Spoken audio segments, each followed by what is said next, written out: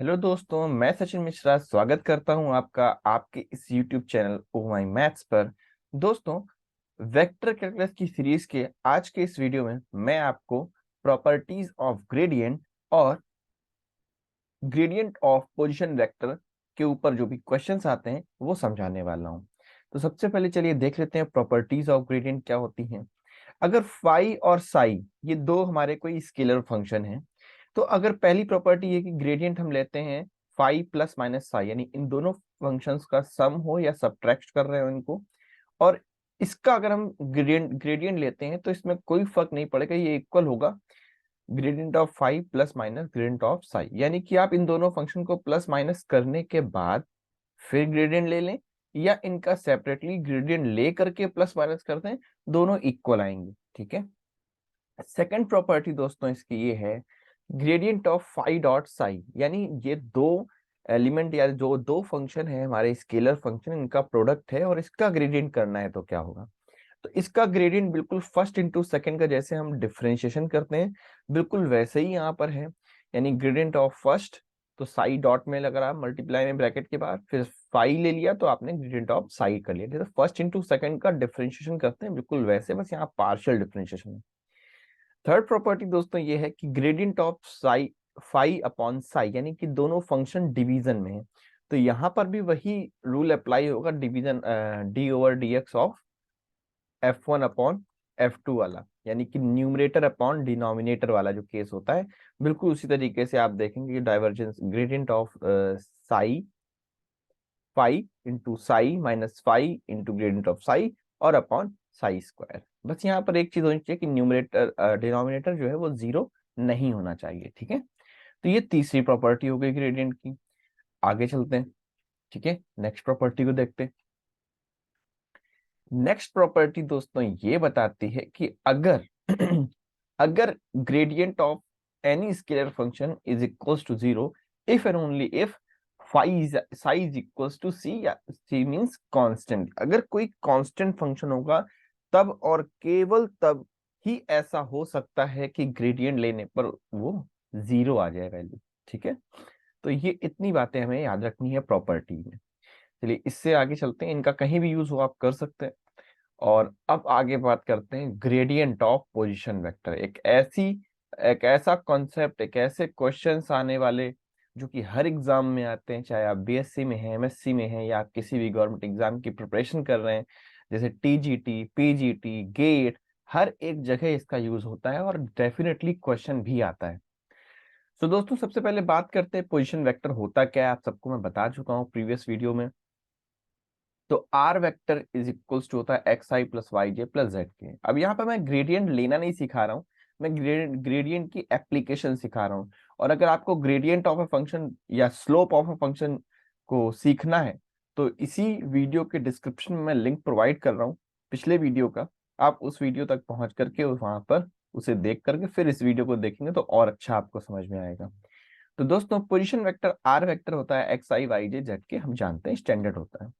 अब क्या होता है बुक्स में कई बार इसको ऐसे डार्कन लिख देते हैं और शो कर देते हैं वेक्टर है, और इसको नॉर्मल आर लिख देते हैं और शो करते हैं कि ये मॉडुलस आर है या इसकी मैग्नीट्यूड वैल्यू है। लेकिन जब भी आप खुद कहीं भी लिखें, किसी भी एग्जाम में लिखें, कभी भी किसी कॉपी में लिखें, तो आप नॉर्मल से अच्छा ऐसे लिखिए। अगर वेक्टर लगा है ऊपर लाइन आपने ड्रॉ कर दी है, इट मीन्स ये वेक्टर है, चाहे ऐसे हो चाहे ऐसे हो। और अगर ऐसा नहीं है तो याद रखिए कि ये मॉडुलस वैल्यू है, इसकी मैग्नीट्यूड की वैल्यू है। ठीक है। कई बुक्स में इस तरीके का कंफ्यूजन आपको मिलेगा। तो अगर मैं इसके मॉड आर की वैल्यू यानी कि मैग्नीट्यूडनल वैल्यू की बात करूं, मॉड आर या आर भी इसे कहते हैं, तो ये under root X square plus Y square plus Z square, तो इसकी X square plus Y square plus Z square की पावर 1/2 आ जाएगा। अब बात करते हैं आगे ग्रेडियंट। ग्रेडियंट में पोजीशन वेक्टर में दो चीजें होती हैं, एक बार अगर वेक्टर ले रहे हैं तो अलग बात है, और मैग्नीट्यूड वैल्यू ले रहे हैं तो अलग तरीके से होगा। क्यों होगा? क्योंकि देखिए मैंने ग्रेडियंट सपोज आपके लिए डेल डॉट आर वेक्टर लिख दिया, यानी कि आर वेक्टर ले लिया अगर मैंने, तो क्या होगा I double over double X J double over double Y plus के double over double Z I X I J I K, sorry I J X J Y and Z K Z. ऐसे time में दोस्तों ये gradient ना कहला करके ये del operator आपका क्या कहलाएगा, डाइवर्जेंस। ठीक है, अभी मैं शॉर्ट फॉर्म में से बता रहा हूँ, नेक्स्ट वीडियो में आपको डाइवर्जेंस ऑफ वेक्टर फंक्शन सिखाने वाला हूँ, तो वहां पर आप पूरा देख लेंगे। तो अगर पोजीशन वेक्टर का डेल ऑपरेटर आप ऑपरेट करा रहे हो तो फिर ये डाइवर्जेंस हो जाएगा। कैसे होता है यहाँ शॉर्ट फॉर्म में देख लीजिए, अगर आ गया है तो अब क्या होगा, I dot I, J dot J, के डॉट के करेंगे तो ये आ जाएगा डेबर ओवर डेबर एक्स, डेबर ओवर डेबर वाई, डेबर ओवर डेबर जेड, और इनके साथ में एक्स वाई जेड, तो 1 1 1 3 आंसर आएगा। ठीक है, ये तो एक तरीके का डाइवर्जेंस हो गया, यानी कि पोजीशन वेक्टर पर डेल ऑपरेटर कैसे अप्लाई होता है। तो अगर वेक्टर फॉर्म में अप्लाई हो रहा है तो फिर क्या होगा, वो डाइवर्जेंस होगा। लेकिन अगर ये चीज मैग्नीट्यूडनल वैल्यू पर या आर के पोजीशन वेक्टर के मैग्नीट्यूड पर अप्लाई होगी तो फिर ये क्या कहलाएगा, ऐसे टाइम पर ये ग्रेडियंट ही कहलाएगा, क्योंकि जब मैग्नीट्यूड पर आप अप्लाई करोगे तो ये एक स्केलर फंक्शन हो जाएगा, और स्केलर फंक्शन पे हमेशा डेल ऑपरेटर ग्रेडियंट कहलाता है। ठीक है सो वैसे जैसे अप्लाई करते हैं, आई डेबर ओवर डेबर एक्स, जे डेबर ओवर डेबर वाई, प्लस के डेबर ओवर डेबर जेड, और ये X square plus Y square plus Z square की पावर 1/2 समेशन में से आप इस तरीके से लिख सकते हैं। कई जगह बुक में लिखा रहता है, ऐसे मैंने यहाँ पर लिख के दिखा दिया। यहाँ पर आई इस तरीके से लिखा होने मतलब कि अगला टर्म जे, फिर के का इस तरीके से है। मैं यहाँ पर आपको ये कह रहा हूँ कि पहले हम लोग एक चीज को करके देख लेंगे, सिमिलरली हो सकता है हमारे दोनों टर्म हो जाए। पहले मैं डेबर आर ओवर डेबर एक्स कर रहा हूँ, यानी कि आर को एक्स के टर्म में डिफरेंशिएट कर रहा हूँ पार्शियली।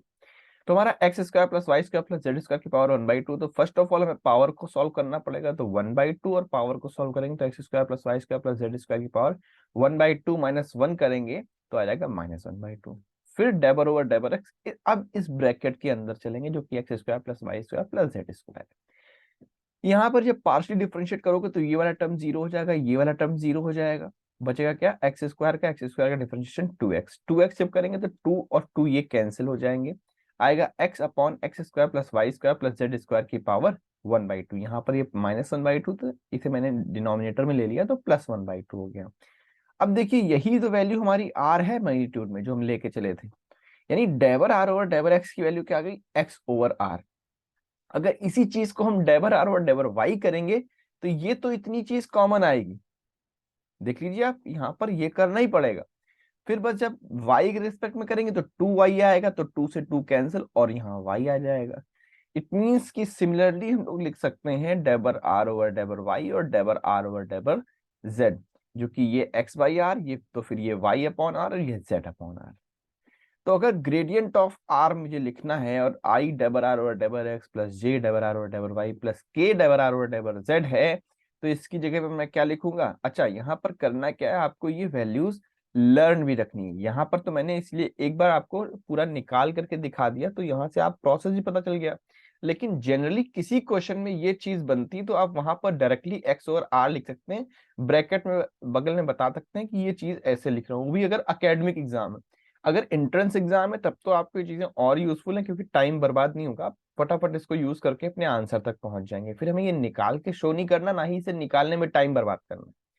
तो कैसे होता है ये आपने देख लिया, प्लस आपको इसको लर्न भी कर लेना है कि ये वैल्यू होती ही होती है, कहीं भी आएगा ये चीज तो आप सीधे इसको लिख लेंगे। अब इसका जब आप ग्रेडियंट ऑफ आर लिखेंगे तो ये I X over R, J Y over R, K Z over R, ये इस तरीके से आ जाएगा। इतना आ जाने के बाद 1/r को कॉमन ले लीजिए, तो एक्स आई वाई जे और जेड के आ जाएगा। एक्स आई वाई जे और जेड के क्या है, यही तो पोजीशन वेक्टर है, तो आर वेक्टर। तो ग्रेडियंट ऑफ आर लेने पर क्या आया, आर वेक्टर अपॉन आर, या लिख सकते हैं R vector upon mod R. तो दोनों ही तरीके हैं, जैसे आप लिखना चाहें, जैसे जिस बुक में लिखा हो, और जैसे ही आपके एंट्रेंस एग्जाम में क्वेश्चन आए तो अगर इस फॉर्म में लिखा है तो इस फॉर्म में टिक कर दीजिए, इस फॉर्म में लिखा है तो इस फॉर्म में टिक कर दीजिए। तो देखा आपने, ये हुआ gradient of A position vector का मैंने आपको बताया। तो ग्रेडियंट ना होके क्या हो जाता है, डाइवर्जेंस हो जाता है, और उसके मैग्नीट्यूड का जब हम ग्रेडियंट लेते हैं तो किस तरीके से एप्लीकेशन होता है। अच्छा ये तो बहुत इजी एप्लीकेशन था, सीधे सीधे आर का करना था।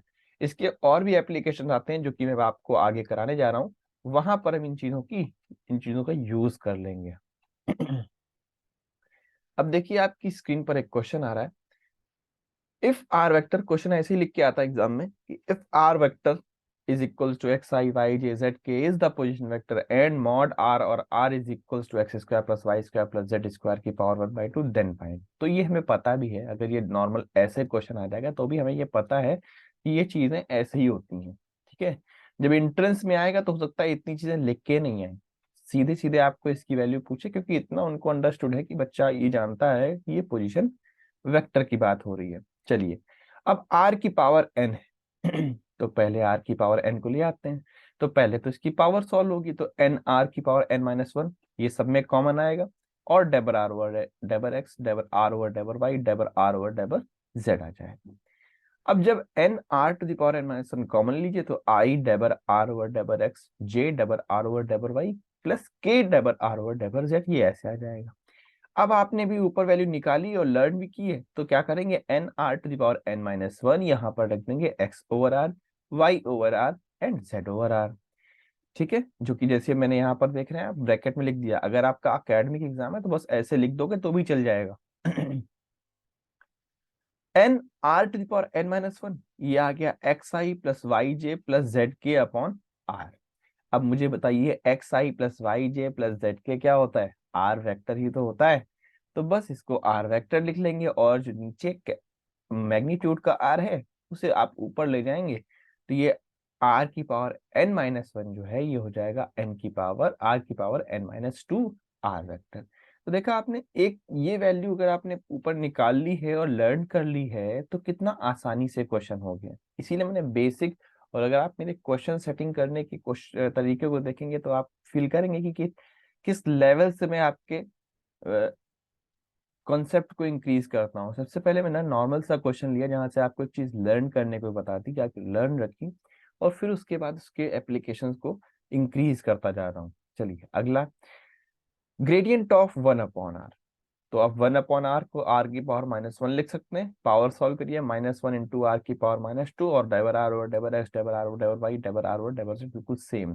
तो -r टू द पावर -2 ऐसे ही रहेगा, x i y j z k तो अपॉन r में रहेगा, x i y j z k की वैल्यू r वेक्टर अपॉन वाला r वेक्टर ये। तो आप इसे लिख सकते हो ऊपर ले जाकर के -r की पावर -3 r वेक्टर और -r vector upon R cube, दोनों में से जैसे आपको लिखने की इच्छा हो या जो भी आपके ऑप्शन में दिया हो, ये आपका क्वेश्चन हो गया। तो अब देखिए, इतने बड़े क्वेश्चंस को अगर आप यहाँ पर ये वैल्यू नहीं लर्न करें या इसके बारे में आपको सही से इसका तरीका नहीं पता है, तो आप इसको निकालने जाएंगे तो 5 मिनट ले जाएगा आपको। और अगर ये हमें पता है और हमने लर्न भी कर रखी है तो देखिए 3 स्टेप में आपका क्वेश्चन हो गया। वो तो मुझे आपको समझाना था, अदरवाइज 1 और 2 स्टेप में आप अपने क्वेश्चन को टिक कर देते हैं, राइट। नेक्स्ट क्वेश्चन देखते हैं इसका, ग्रेडियंट ऑफ लॉग आर। देखा मैंने आपसे कहा था ना मैं धीरे धीरे इंक्रीज करूंगा। Gradient of log mod R या लॉग आर लिख देते तो भी बात थी, बस ऊपर वेक्टर का साइन नहीं लगा, दैट्स इट, है ना। या आप किसी बुक से देख रहे हो भाई तो फिर आपको ध्यान देना पड़ेगा कि उन्होंने डार्कन कर रखा है इस तरीके से या लाइट कर रखा है, ये आपको ध्यान देना पड़ेगा। मेरे साथ आपको ये आराम है, इजी है। सो भाई आई डेबर ओवर डेबर एक्स प्लस जे डेबर ओवर डेबर वाई प्लस के डेबर ओवर डेबर Z log X square plus Y square plus Z square की पावर 1/2। तो पहले हम लॉग एक्स को सॉल्व करेंगे, और लॉग एक्स में यहाँ देखना पड़ेगा, एक आपको लॉग की प्रॉपर्टी पता होगी, लॉग एम की पावर एन होता है, तो क्या होता है एन लॉग एम लिख लेते हैं उसे हम, राइट।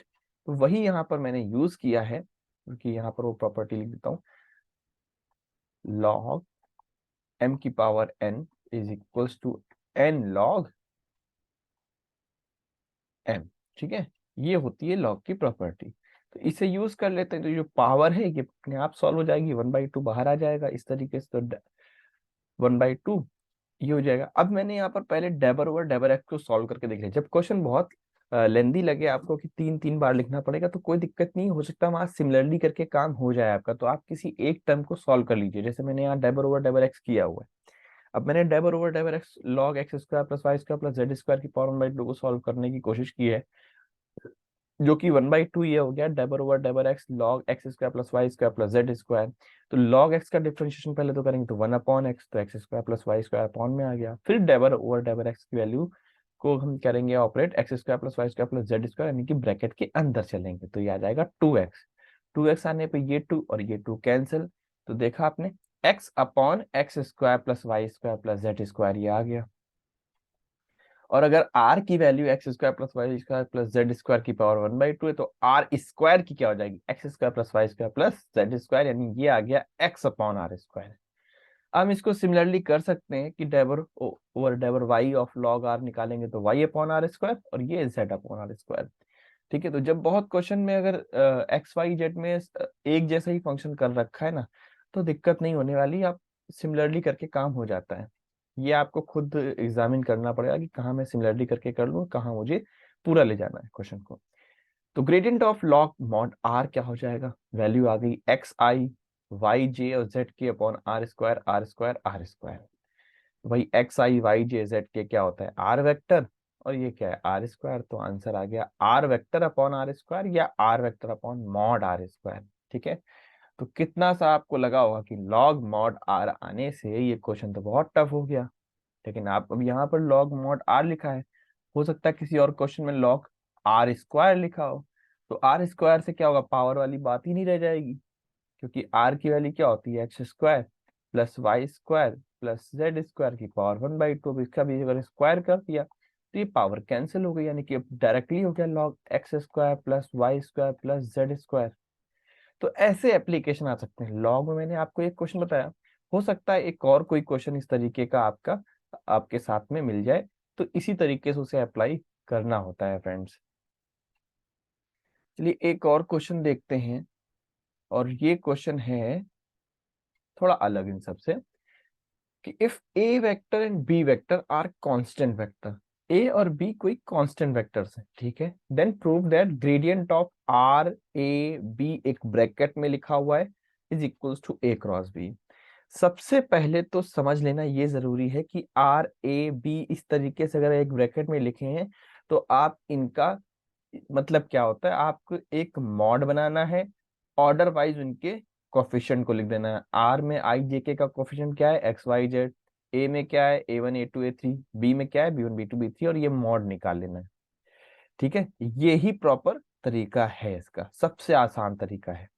तो जहां भी कहीं ऐसा लिखा है, अब इसे ऐसे मान लेंगे। ठीक है, खैर सबसे पहले तो मैंने लेट किया आर वेक्टर की वैल्यू, ए वेक्टर की A1 A2 A3, और ये बी वेक्टर की B1 I B2 J B3 के, इस तरीके से। Now R vector A vector B vector, इसकी वैल्यू लिख ली, आर की एक्स वाई जेड, यहाँ A1 A2 A3 B1 B2 B3। अब आपको ये मॉड को सॉल्व करना, डिटरमिनेंट को आता है, तो वैसे ही आप इसको सॉल्व कर लेंगे। सॉल्व करने पर ये इस तरीके के आएगा, आप चेक करके देख लेंगे, एक्स के साथ ब्रैकेट में ये position minus Y plus Z के साथ ये आ गया, जिसे मैंने यहाँ पर पी नाम दे दिया है। ठीक है, इतना लंबा लिखने की बजाय मैंने पी लिख लिया। Now gradient of R A b, तो क्या हो जाएगा, i double over double x p, j double over double x p double y p plus के double over double z p. अब देखिए यहाँ पर p को जब आप x के रिस्पेक्ट में डिफरेंशिएट करेंगे पार्शली, तो सिर्फ यही वाला टर्म तो आएगा, ये y जीरो ये z जीरो, तो क्या बचेगा, वो भी x डिफरेंशिएट हो जाएगा, तो ये कांस्टेंट पोर्शन जो है ब्रैकेट का यही रह जाएगा, a2 b3 minus a3 b2, और साथ में i, राइट। इसी तरीके से जब y को करेंगे तो सिर्फ ये वाला पोर्शन रह जाएगा, बाकी दोनों जीरो, और y को भी आप कर दोगे तो माइनस में ये ब्रैकेट आपके सामने आ जाएगा, और ये हो जाएगा j। और लास्ट बचा जब z के साथ करोगे तो आपको समझ में आ गया, z में सिर्फ ये वाला टर्म रह जाएगा, और z भी डिफरेंशिएट हो गया, तो a1 b2 minus a2 b1, और ये आपका आ गया k। ठीक, तो ये आई जे के में ये वैल्यू बची। अब मैंने इसको डायरेक्टली लिख दिया कि gradient of R A B is equal to A cross A vector cross B vector, क्योंकि अब मैंने यहाँ पर करके नहीं दिखाया, मैंने बहुत क्रॉस प्रोडक्ट आपको सिखाया है। अब आपको बस चेक क्या करना है घर पर, इसको वेरीफाई करने के लिए, मुझे पता है कि ये आ जाएगा, आपको सिर्फ चेक करना है यहाँ पर, और आपको ये चेक करना है दोस्तों, कैसे चेक करोगे, चेक करने का मतलब क्या है, आई जे और के लिख लीजिए, A1 ए क्रॉस बी लिखा है, तो A1 A2 A3 B1 B2 B3, इस तरीके से इसका क्रॉस प्रोडक्ट चेक करेंगे तो सेम यही वैल्यू आएगी। मुझे डायरेक्टली पता है तो मैंने लिख दिया है, तो आप इसे घर पर वेरीफाई करके देख लेंगे, तो इस तरीके से ये प्रूफ हो जाएगा। ठीक है, अब नेक्स्ट हम लोग देखने वाले हैं ग्रेडियंट का एक बहुत ही अच्छा application, angle between two surfaces. दो सरफेसेस का एंगल कैसे फाइंड आउट करते हैं, ये ग्रेडियंट का ही एप्लीकेशन है। जैसा आपके सामने ये क्वेश्चन दिख रहा है, find the angle between two surfaces X square plus Y square plus Z square is equals to 9 and X square plus Y square minus Z is equals to 3 at point 2 minus 1 2। अब आपका question यहाँ पे ये होगा कि sir हम ये कैसे जानेंगे कि यहाँ पर सिर्फ और सिर्फ ग्रेडियंट का ही यूज करना है। तो मेरे भाई, यहाँ पर मैंने हमेशा आपसे कहा जब स्केलर फंक्शन होगा तो हमें सिर्फ और सिर्फ ग्रेडियंट ही यूज करना है। क्या यहाँ पर आपको इन दोनों सरफेस में आई जे के कुछ दिख रहा है? नहीं दिख रहा है। ये कैसे सरफेसेस है, ये वैल्यूज कैसी दी है, इक्वेशन कैसी दी है? एक स्केलर फंक्शन की इक्वेशन दी हुई है, तो यानी कि ग्रेडियंट ही अप्लाई करना है।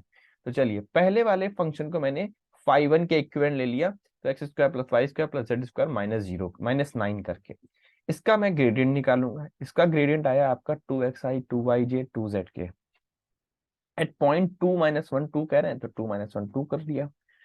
तो 2 माइनस 1 2 करोगे तो 4i माइनस 2j प्लस 4 क्या जाएगा, इसे आप इक्वेशन 1 कर दीजिए। इसके बाद क्या करेंगे, जो दूसरा सरफेस दिया उसे फाई 2 लेट कर लीजिए। फाई 2 हमारा X square plus Y square minus Z minus 3, इसका ग्रेडियंट ऑफ फाई 2 निकालेंगे तो आएगा 2xi 2yj माइनस के। अब पॉइंट 2 माइनस 1 2 लिखा लेंगे तो gradient of phi 2 4i minus 2j minus K आ जाएगा। ये इक्वेशन 2 हो गया हमारा। हमारे पास ग्रेडियंट ऑफ फाई 1 है पहले सरफेस का, ग्रेडियंट ऑफ फाई 2 है दूसरे सरफेस का। अब एंगल निकालने के लिए क्या यूज करना होता है, फॉर्मूला। तो एंगल, इसे लर्न करना पड़ेगा आपको। Now the angle between two surfaces phi 1 and phi 2 is gradient of phi 1 dot gradient of phi 2, क्योंकि अब दोनों ही वेक्टर फंक्शन है, upon mod of gradient of phi 1 and mod of gradient of phi 2। यानी कि ऊपर दोनों gradient का हमें क्रॉस प्रोडक्ट कराना है और नीचे 1 बाई 1 मुझे क्या करना है, ग्रेडियंट ऑफ फाई 1 का मॉडुलस वैल्यू निकालनी है, ग्रेडियंट ऑफ फाई 2 की मॉडुलस वैल्यू निकालनी है, उनका मल्टीप्लाई कर देना है। और ये होता किसके इक्वल है, कॉस थीटा के इक्वल। इक्वल टू आप ऐसे लिख लो यहाँ पर कॉस थीटा। तो कॉस थीटा की वैल्यू मैंने लिख दी, ये ग्रेडियंट ऑफ फाई 1 और ये फाई 2, इन दोनों का डॉट करा देंगे। 16 प्लस 4 माइनस 4, यहाँ पर जब इनका मॉड निकालेंगे तो रूट 36 21। सॉल्व करने पर ये आपका आंसर पहुंच जाएगा, cos theta is equals to 8 upon 3 under root 21। तो theta is equal to cos inverse 8 upon 3 under root 21 is the answer. That is the angle between two given surfaces. तो दोस्तों, इस तरीके से हम एंगल निकालते हैं और इस तरीके से जो भी ग्रेडियंट के एप्लीकेशंस हो सकते थे पोजीशन वेक्टर के लिए या प्रॉपर्टीज के लिए, वो मैंने आपको बताने की कोशिश की है। और क्वेश्चन अपनी बुक से जो भी आपके पास हो, जो भी एग्जाम की बुक हो, आप उससे लगाने की कोशिश करें, प्रैक्टिस करिए। कोई भी प्रॉब्लम आती है कमेंट बॉक्स में मुझे रिप्लाई करिए, I am always there to help you. ठीक है, और ऐसे ही अपना साथ बनाए रखिए ओ माई मैथ के साथ और मेरे साथ। और प्लीज लाइक शेयर और कमेंट करने में कंजूसी ना करें, और सब्सक्राइब तो अपने भैया के लिए आप कर ही देंगे। So thank you very much students, and that's all.